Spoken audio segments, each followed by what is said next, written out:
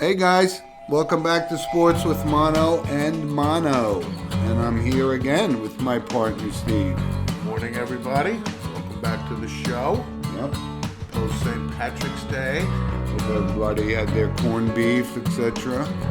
I did not. I did. First time in quite a while I did not. That's a shame. Yeah, I know. Damn COVID. Times are different. Right? But welcome back. There's a lot of stuff to talk about. And I got the monologue this week. You have the forum. So I'm going to start off, and we're going to get a little bit more into detail on this, but welcome back, March Madness. This is we missed it last year, and it's as intense as ever, and schedule changed a lot due to the pandemic and so forth, so it wasn't the usual Thursday afternoon. You had to play, fake an illness, so you had to get to stay home from work and so forth. So it started on Friday. We're just a day behind, but there's a lot. It's so exciting to have it back, and I just watched basketball all day yesterday, and it was outstanding, and I'm just so psyched that it's back. And just for a reminder from my fans, our fans, I'm still the reigning champ. I had Virginia as the last national championship team, and this year it's wide open. I can't wait to talk about it, but I just wanted to bring that up, that March Madness is back, and we missed it. We missed it in the past years, been kind of blocked off the calendar and so forth, but that's my monologue. I just wanted to bring it up and say, I know people that don't even watch college basketball during the season go, this is pretty exciting. And it gets down to it, and we're going to go more into detail, but that's my monologue for this week. Yeah, I couldn't be happier that it's back. Like you said, it has a different feel, especially... It's a little different. Yeah, I mean, when you look in the stands, it's probably 1,000 people maybe. I know. And what's different about it, it's all in Indiana, so they're playing basically at 4 venues, like at Purdue and, in Indianapolis and so on and so forth. Right. But, I mean, that's the college basketball, the heartland, if you will. I watched Hoosiers again. I watched it the other day too. I mean, that is, to me, I every time it's on, I watch it. That's kind of funny that you brought that up because I watched it too. I love that movie. I love it too. I cannot get enough of it. I love it too.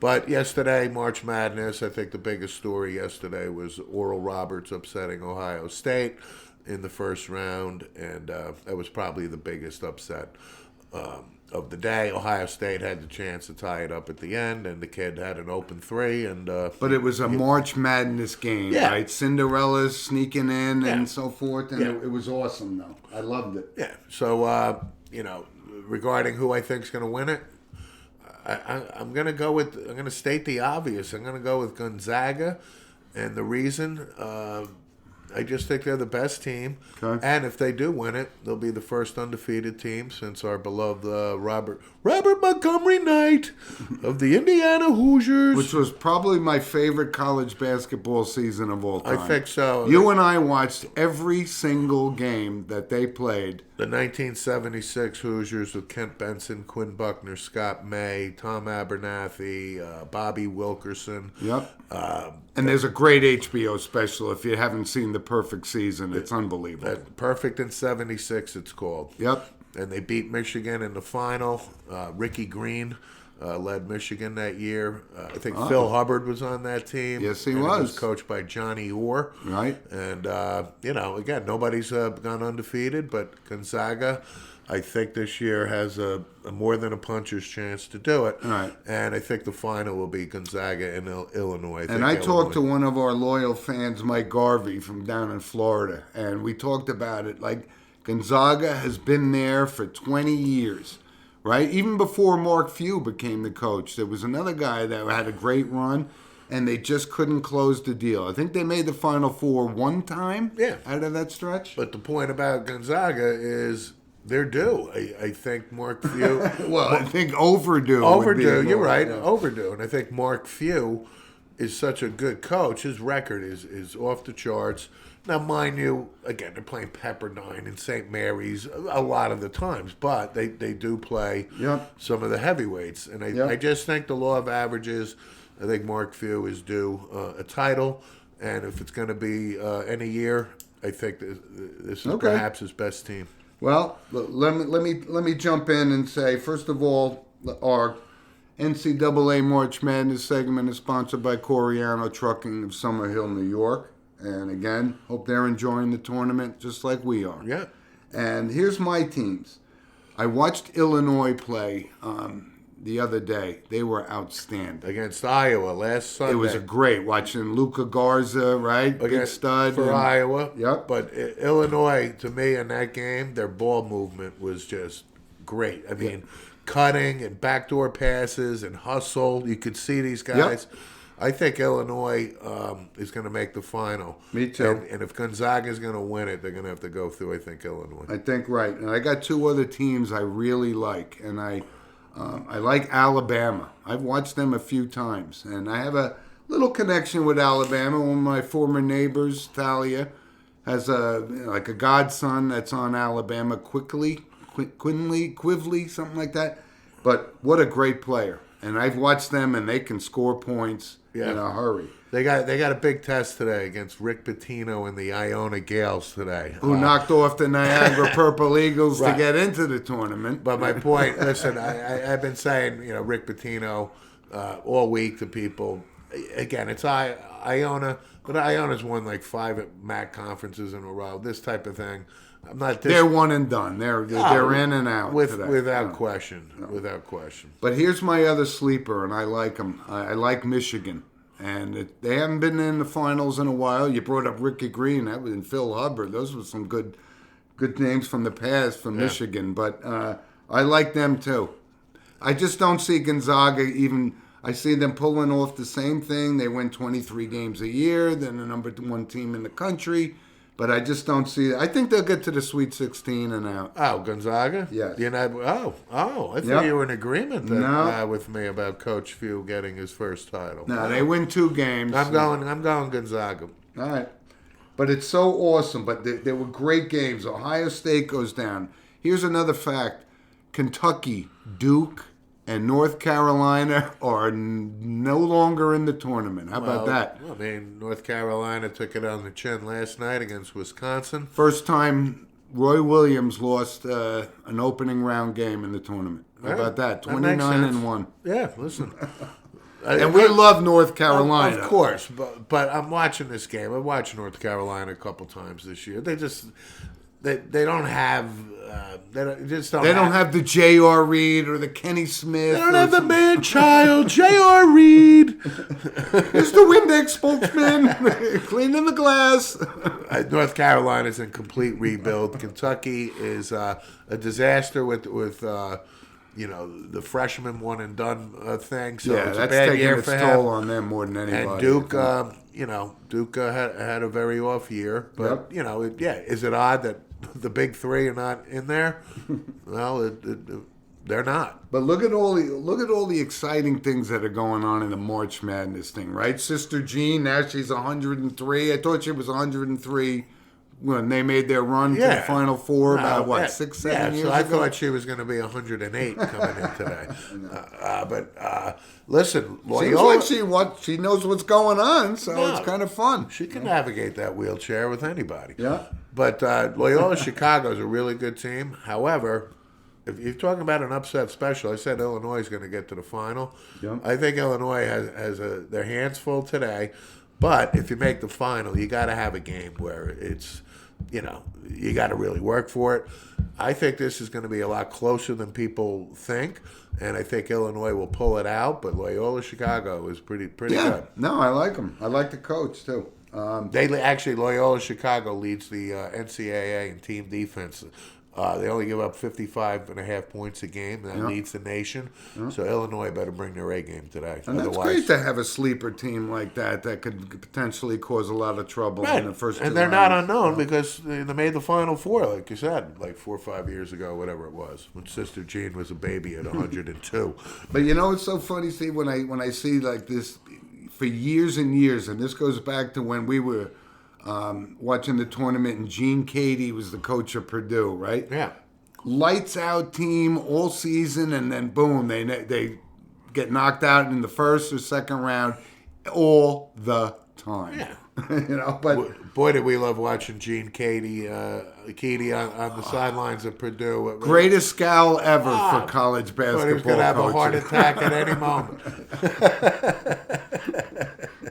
And who they showed yesterday was Bobby Cremins at the Georgia Tech game, right? Yeah. And we remember him. He was a handsome guy and running up and down. Now he's 82 or whatever. His hair turned gray when he was 27. But this is how long we've been watching March Madness and how intense it is. And I'm going to give you my upset pick of the day. I'm going to go with the Georgetown Hoyas.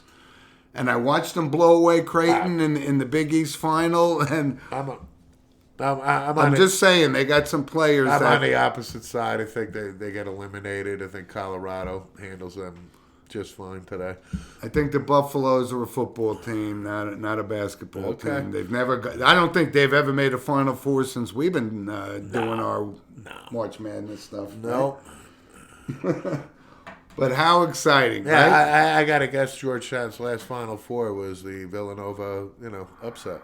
Was it their last Final Four? They may have made one Well, the after championship game at least. So, which was one of the most unbelievable games of all time. We sat there and watched it Villanova tick, tick, couldn't tick. miss. Harold Jensen to Gary McLean to Ed Pinkney and on and on. It was.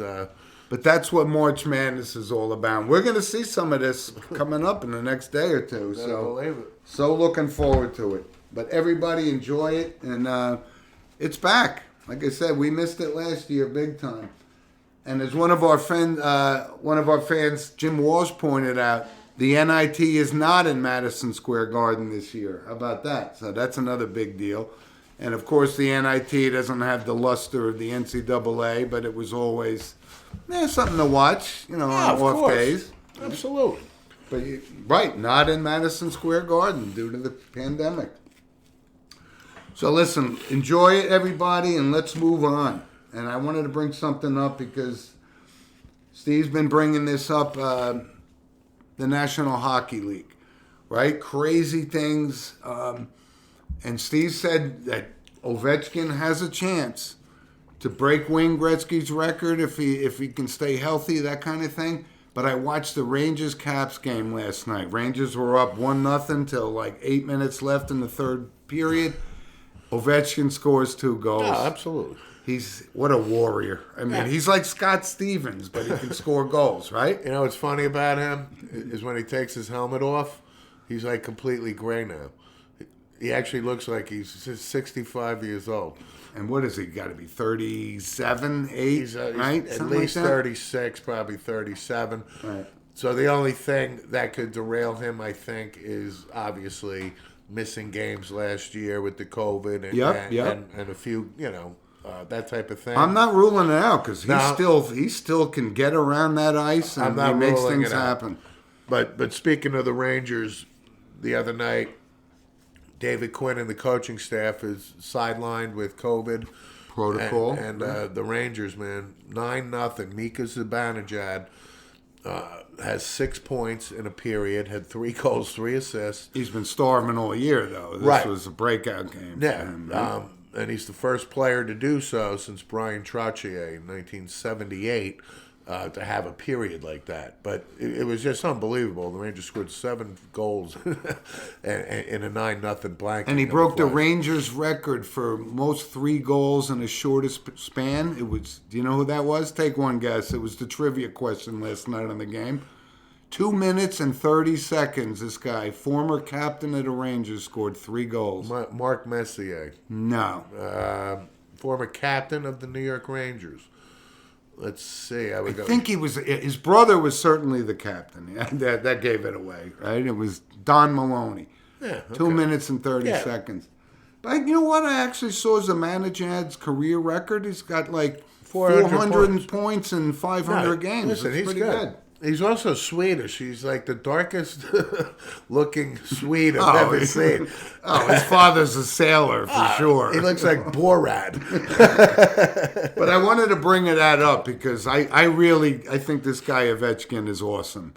But he's still a long way. He's going to pass Marcel Dion on the NHL all-time goals list in about before the season's out. He's gonna be second all-time if he doesn't break Gretzky's record. And Agreed. Again, I don't want him to from a personal point of view. And I know records are made to be broken. Yeah. But I revere Wayne Gretzky so much. Me too. To have this guy pass him, I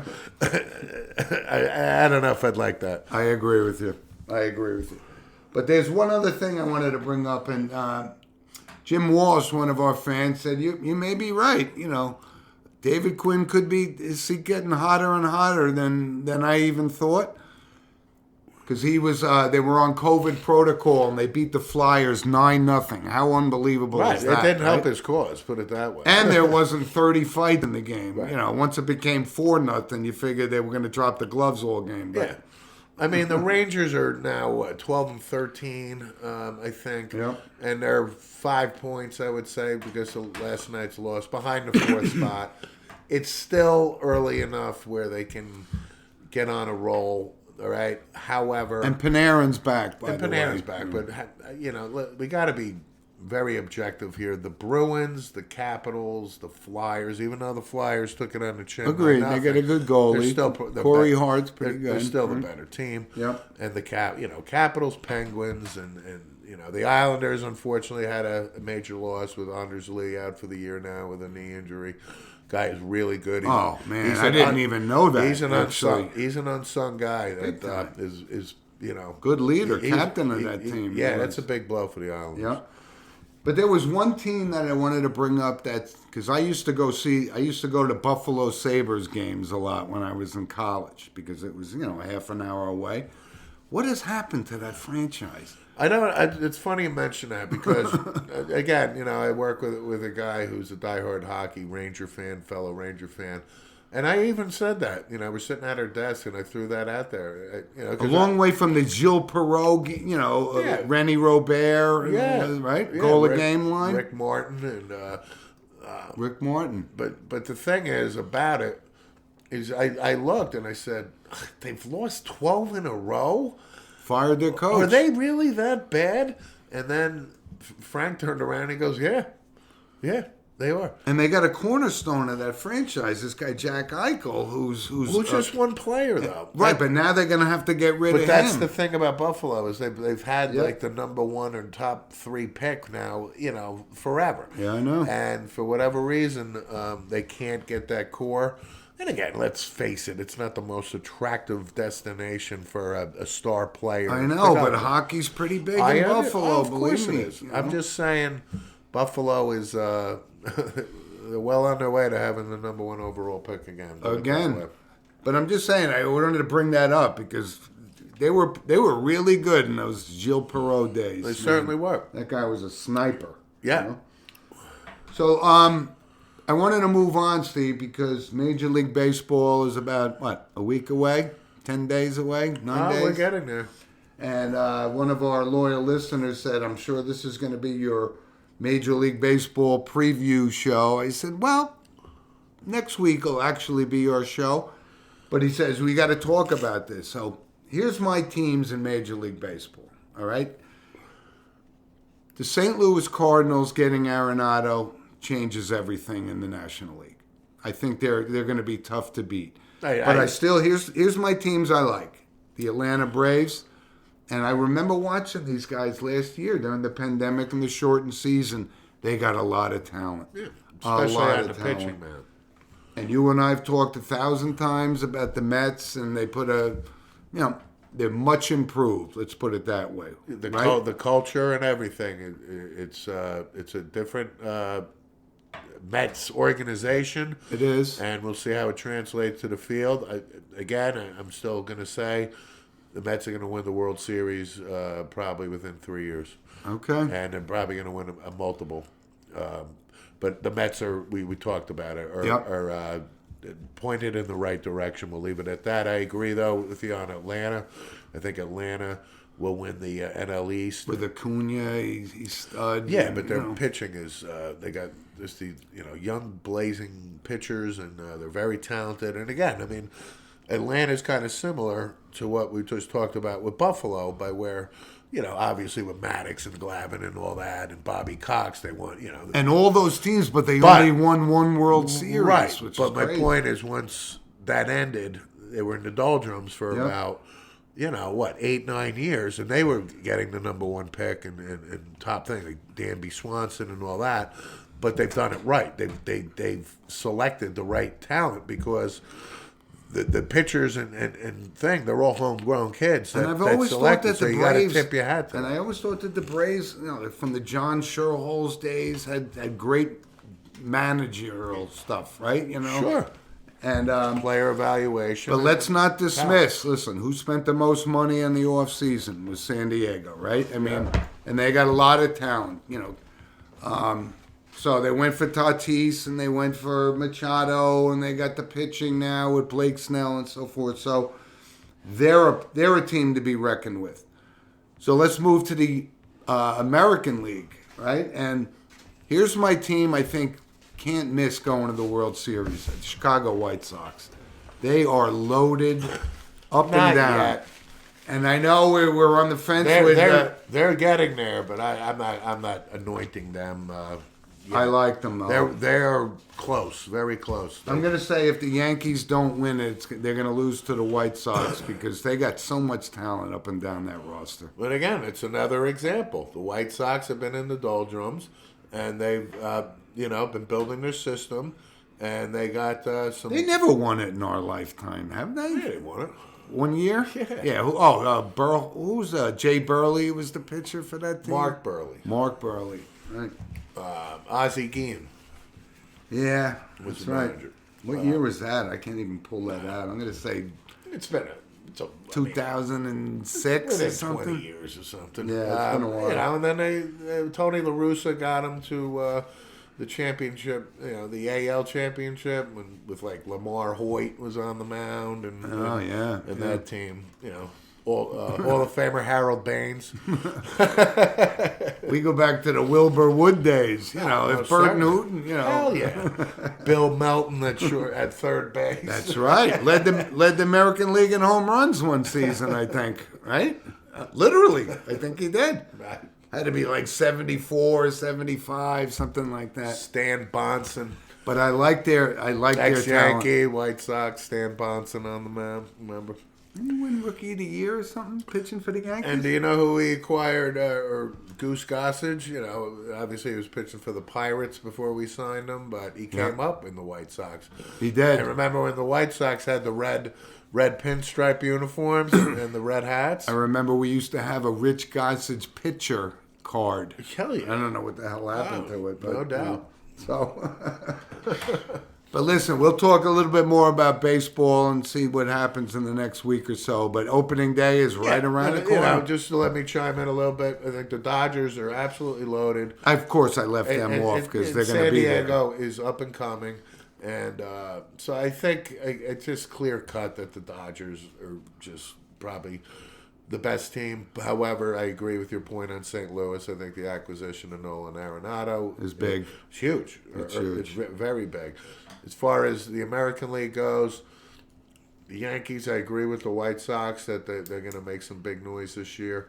And in the West, I can't say there's a clear-cut threat in the West. Would you say a sleeper in the American League could be the Twins? I mean, yeah, it could be. Right? Yeah. They got some good talent on that team. Yeah, actually. but Mike Trout and the Angels, But it's the Angels. The A's will be there, and they'll do their standard lowest payroll, highest production. Correct. They make the playoffs and get eliminated in the first round type of thing. So, but I got to think the Yankees, if they stay healthy, and that's a big if, they should they should be in the Exactly, position. but we've been saying they should for the past few years. Absolutely. But your guy Brett Gardner's back, and he's tearing up spring training. So Sure.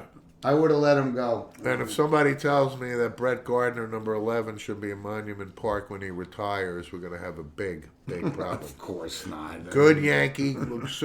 Listen, I couldn't be happier with Brett Gardner, okay? He's had a very good career. He's been member of the '09 championship team, right? And he's going to go down as an all-time only But I Yankee. swear to God, if I find out that number 11... That's never going to happen. no. No, that's never going to happen. Oh, okay. Steve Balboni gets in before Brett Gardner does. Yeah, Celerino Sanchez does.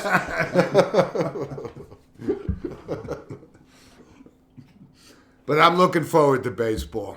And I was driving over here to our studios. I saw the baseball fields was empty, but there's there's a couple more weeks before the spring breaks in New Jersey. But they're practicing. High school is starting to... the Ducks are starting to get in a row, pick things up a little bit. Yeah, I just know that practice is about to start soon for the high school players. And high school baseball, I was told, I think that from a scheduling standpoint, they're going to do, at least in our area in North Jersey, back-to-backs. So if you're going to play, say, a team, you're going to play a home game, take a day off, and then go play at the other field. Yep. And then that'll, you'll get your 2 games in against that team. And I think it's pretty smart just to, in the event there's stoppage with COVID and this, that, and the other thing. But it looks like baseball, college baseball is playing. They're playing down in Florida. Yeah. You said so. Yeah. Looking forward to baseball. I can't wait. Oh, sure. Listen, before we move on to our last sport. And we're not dismissing the Masters. We're going to get to that next week. We still have a week to talk about it. But golf has been exciting. DeChambeau is up there. Justin Thomas had an unbelievable final 2 rounds at the Players and so forth. So we're not going to forget about that. Yep. But our NFL segment is sponsored by Lynch Toyota of Manchester, Connecticut. Wanted to make sure that... we recognize them as our loyal sponsors to the show. Right. So the NFL, we're not going to dive deep back into the Dak Prescott signing, which Steve brought up vehemently last week. Oh, that's old news. Exactly. It's been a very busy week, free agency. Right, but your Cowboys lost their franchise quarterback, Andy Dalton, signed with the Bears. Are you kidding me? Is that what it's come to? I don't know how Ryan Pace, the general manager, has his job, because I literally laughed out loud at work when I read this. I said, "Are they kidding? Really? You're going to go with Big Red as your savior?" Right. Now, I'm not knocking Andy Dalton. He's going to sit on the bench while Trubisky and Nick Foles. Trubisky's signed as a backup with Buffalo. I didn't know that. Well, he did. And Andy Dalton was told by Ryan Pace that he's the man in Chicago. That's ridiculous. If you were a Chicago Bears fan, you cash in your season tickets tomorrow, right? Who would you like in a fight, Ditka or Ryan Pace? The Bears.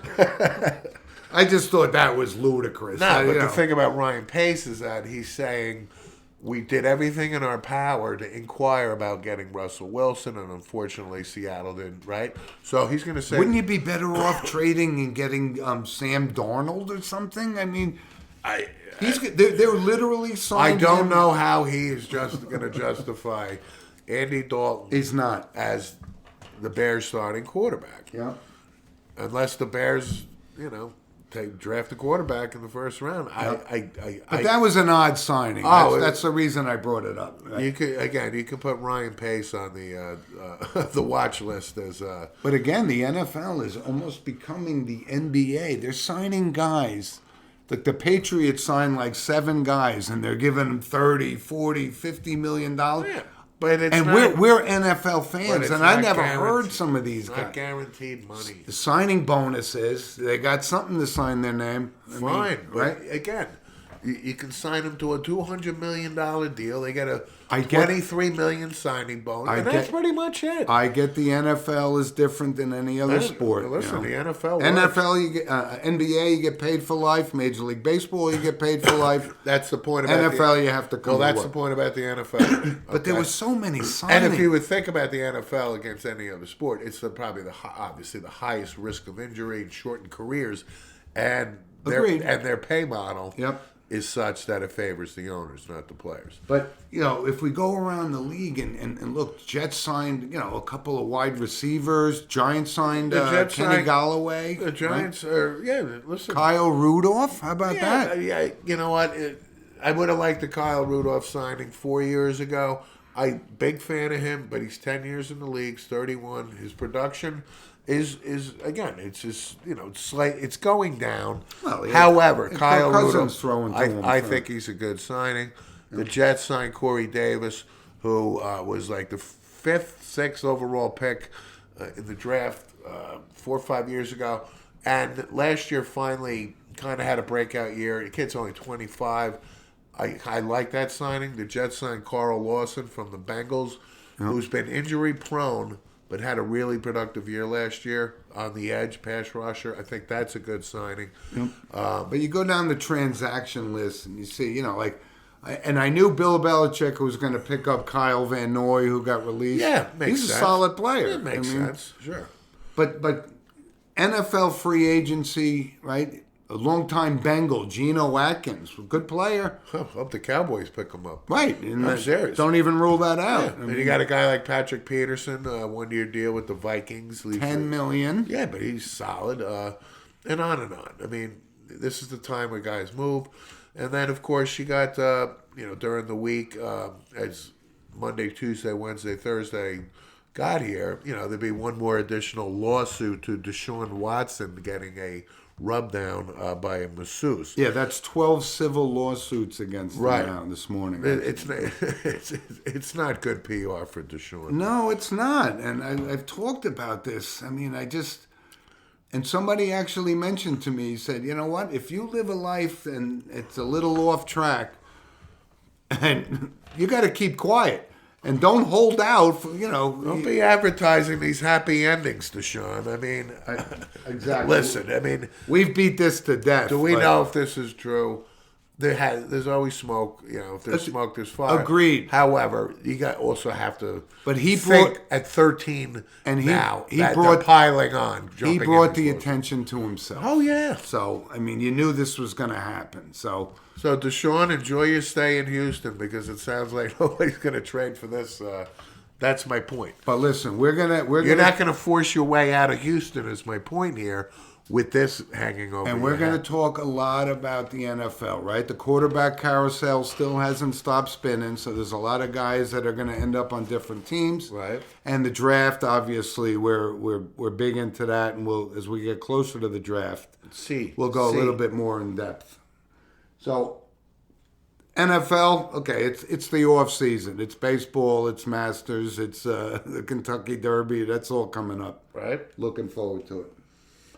So listen, we usually and without question close our show on notable passings. And just after we had our show last week, we didn't talk about the NBA.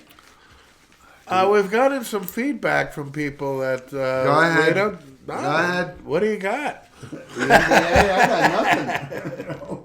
Kyrie and the Nets lost last night, and Luka Doncic scored 40 points and 38 or whatever. And there you have it. We talked about the NBA. But this Luka Doncic is awesome. I can't tell you enough. Huge fan. And listen, Kyrie Irving had an unbelievable game, and Jim Wall said he's one of the better step back 3-pointers. He's good. I will say this about Kyrie Irving. Wrap it up quick. I did watch the Knicks and Nets Monday or Tuesday, whatever it was. Couldn't watch. However, There was one highlight, or I watched it live and then saw the replay of Kyrie Irving. Like you said, with this step back thing, but his dribbling, he did this through the leg thing, and it was kind of Allen Iverson-like, right? I just got to acknowledge how talented he is. Or He's talented. Awed I was by it. And I said, this is why this guy is making the kind of money he's making. But he only comes to work when he wants to. I know, but I just wanted, my point is I needed to acknowledge how really talented he is. But, he only shows up when he really wants to. I know. There's our NBA wrap up, right? But then that's like to your point. Then that's if they're going to the finals. Well, against they the should Lakers. win it all. Actually, I've said it from the start of the season to the end. But it's a no-brainer. Yep.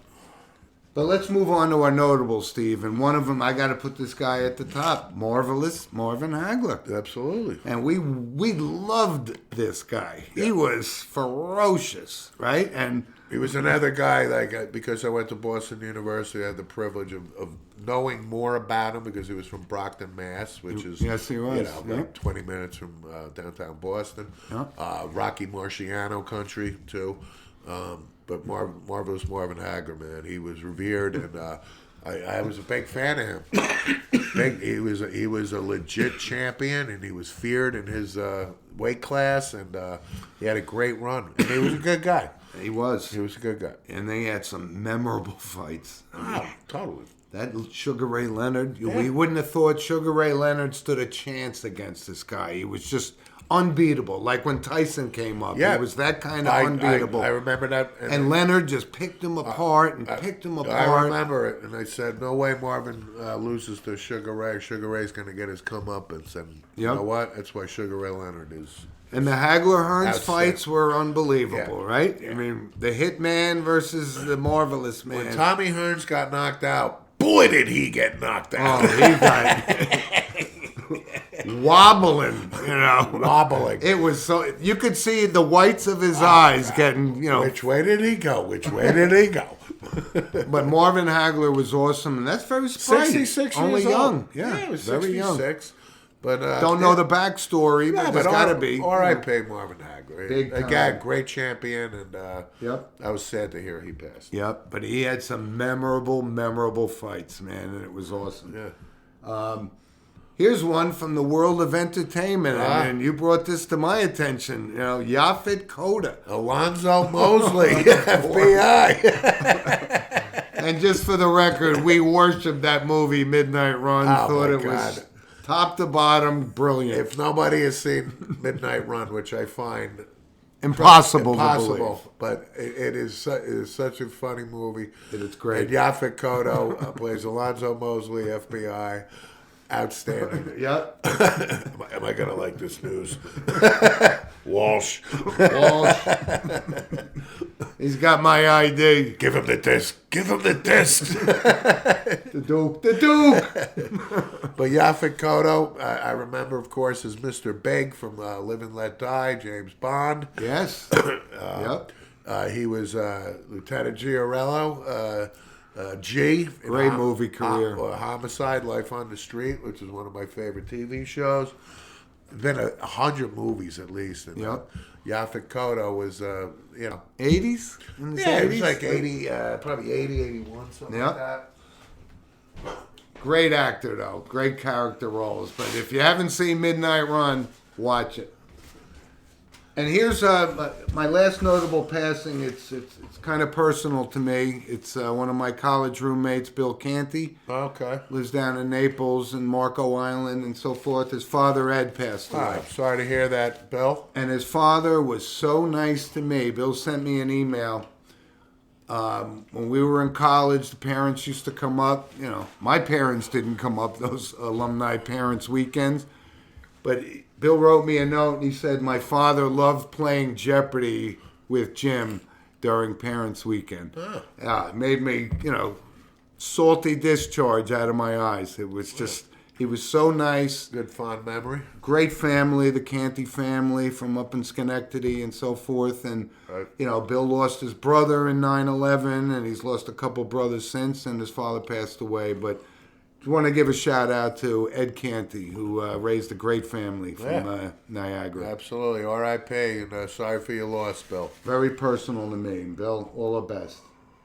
But listen, thanks for joining us, everybody. This is a great week. Yeah, you want to chime in, send us an email, sportswithmono@gmail.com. Please do. Feedback's been great. Yep. And, We look forward to next week's show. And welcome back Jim Smith, who's been kind of recovering from some knee surgery or back surgery. But Jim sent us an email last week. I'm sure that Dak signing is going to speed your recovery a little bit, Jim. There, well, it certainly precipitated his email to us as Steve's monologue was about the Cowboys. But Jim, hope you're feeling better and welcome back. Absolutely. But thanks for joining us, everybody. And Steve, like I said, enjoy the rest of March Madness. We still got a couple more days. Oh, it will be mad. It is just sheer madness. It's madness. But anyway, thanks for joining us. And please send us an email at sportswithmonoandmono@gmail.com. And we can't wait to talk to you guys next week. You got it. Thanks for joining us. Bye. Bye.